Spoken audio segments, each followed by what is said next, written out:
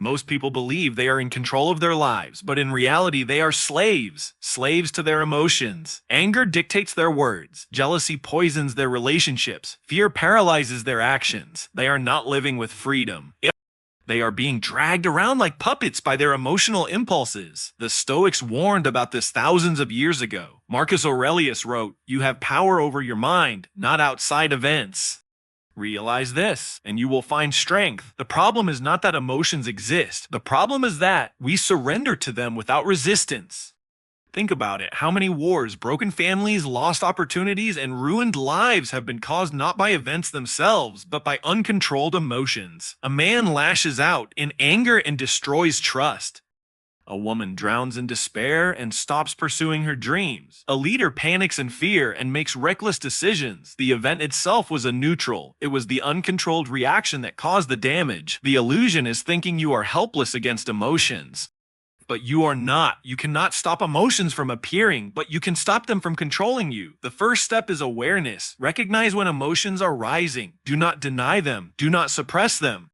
Simply acknowledge this is anger, this is fear, this is sadness. By naming it, you separate yourself from it. You remind yourself, I am not this emotion. I am the master, not the slave.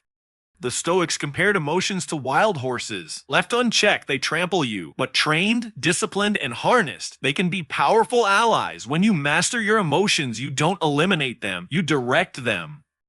Anger becomes energy for action. Fear becomes awareness of risk. Sadness becomes compassion. The illusion of emotional control is thinking that emotions should be destroyed. The reality is this: emotions must be mastered. If there is one Stoic weapon that separates the wise from the weak, it is the pause. The pause is small, but it is everything. It is the difference between responding with wisdom and reacting with foolishness.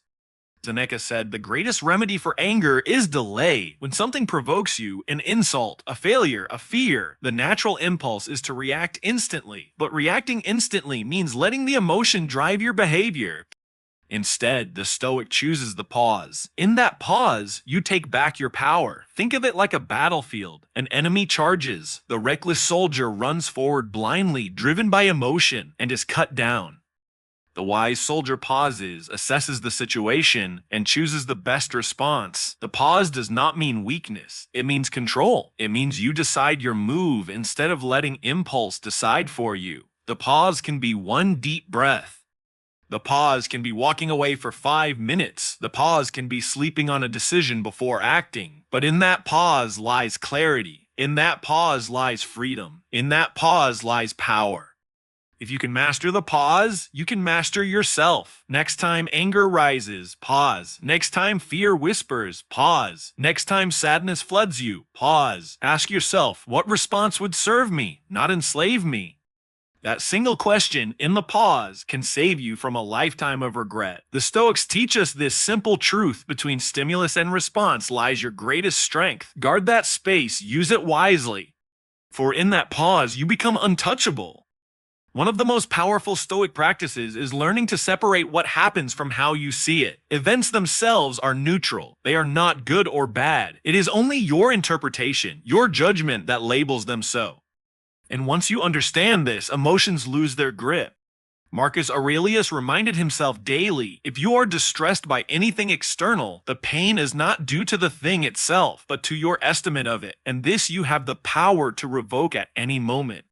Consider this: 2 men lose their jobs on the same day. One collapses in despair, believing his life is over. The other sees it as freedom to build something greater. The event was the same. The difference was interpretation. The first man was a prisoner of his emotions. The second man was free because he chose his perspective. Emotions feed on interpretation.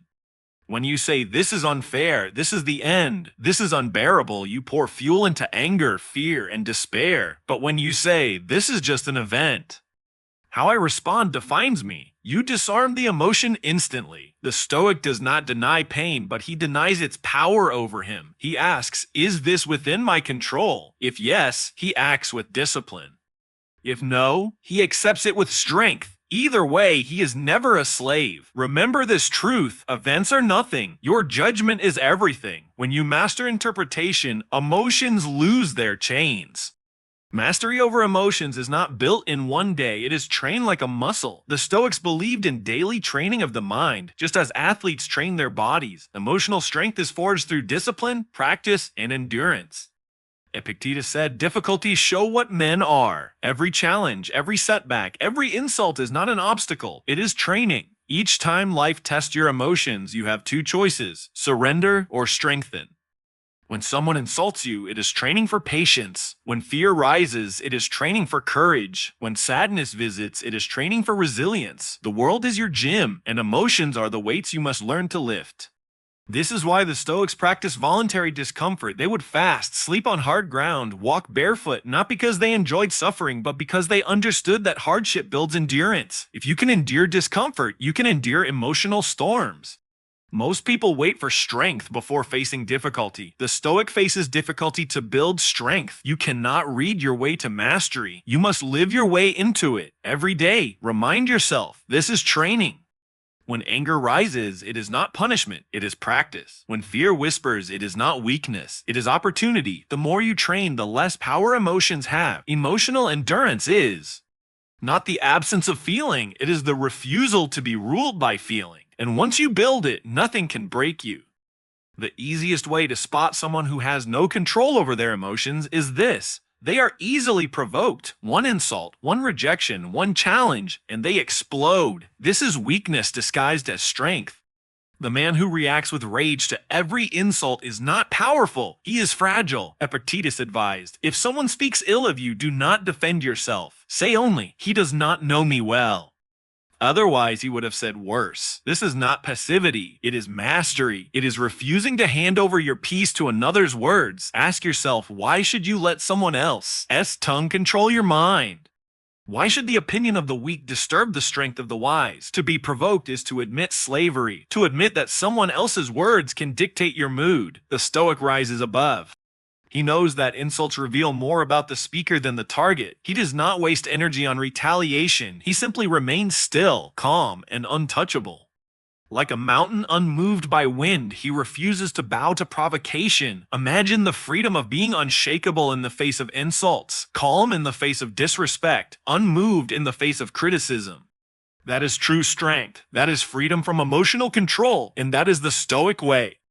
At the end of it all, Stoicism is about sovereignty, the sovereignty of the self. You may not control the world, but you can control your inner kingdom. In that kingdom, your mind, your thoughts, your emotions is the only domain where true freedom lies. Marcus Aurelius wrote, "You have power over your mind, not outside events." Realize this, and you will find strength. This is the Stoic crown, the ultimate victory, to rule yourself. Think about it. Empires fall, wealth disappears, relationships change, health fades. But one thing remains, your ability to choose your response. No tyrant can steal it. No storm can crush it. No insult can weaken it. That choice is your throne, your crown, your kingdom. When you live stoically, you rise above chaos. You are no longer controlled by anger, sadness, fear, or desire. You experience them, but they do not define you. You feel them, but they do not command you. You are the master, not the slave. To live this way is to live with unshakable peace. It is to walk through storms untouched. It is to face death itself with calm acceptance. That is the ultimate freedom, the freedom the Stoics lived for, and the freedom you can claim today. So remember this, do this, and never be controlled by emotions again. Pause, observe, respond, separate events from interpretations. Train daily, live above insults, rule your inner kingdom. Do this and you will live not as a prisoner, but as a king.